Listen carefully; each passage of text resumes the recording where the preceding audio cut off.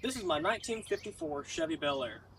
I've been driving it around for the last couple months, mostly factory, but I've decided I want a little more highway speed, just a little bit more get up and go. So today I'm going to be swapping out the rear axle. Okay, so the factory axle in this thing is about 60 inches wide, give or take about 1/8 of an inch. Everybody else says 58, everybody else says 62. I measured this one out myself and it's 60 inches exactly, which means something it's going to be either a 58-inch rear end is going to go into this thing just fine with 2-inch spacers, or a 60-inch, and that's all that'll work. Now, after you get the wheels off and you jack it up and you look under here, you'll realize that these aren't a traditional style of U-bolt. Now, I've already got mine loose here, but what you'll do is you'll take this nut off, and then you'll knock this off. I used a hammer. And then when you unbolt your bolts from down here, that first one will more or less just fall right off. And then you just have to get the next two, and that'll unbolt your rear axle from your leaf springs. Okay, so after you get your U-bolts off, the next thing you're going to unbolt is this brake line right here. There's a clip. You push the clip up and out with a flathead and a hammer, and then this block is threaded onto this right here. So you'll hold this with channel locks and thread this off once you disconnect your brake lines.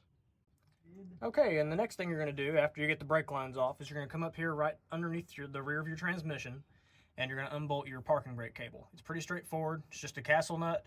You'll take the key out and you'll twist it off, and then that cable came off already. This spring tensioner, it'll come off, and then you'll push this bolt up and work this thing off. Okay, so after we took the brake lines loose and everything, we went ahead and slid it that way to clear the leaf springs, under the leaf springs, and out from under the car. And that's really all there is to it to removing these rear ends. Okay, so now that you're ready to install the new rear end, it's important to remember that this will have to be 60 inches from outside hub to outside hub to work with most wheels. You'll also need to drill new spring centering holes on the spring pads about 1.5 inches forward from the center of the old ones. This is so your new rear end will sit completely centered with the wheel well, and on top of that, you'll also need 1957 U-bolts and spring pads in order to bolt this up completely. You'll also notice that I had to drill an extra hole in the 57 U-bolt plates. This was because the bottom of the centering pin in the leaf springs wouldn't let the plate sit flat against the springs. You may have to do something like this as well if you decide to use a 57 car rear end like I did.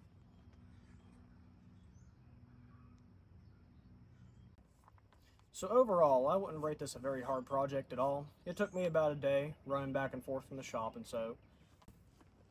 And other than that, it was a pretty straightforward job. I've still got some brake work to do, but other than that, it's completely bolted up and ready to go.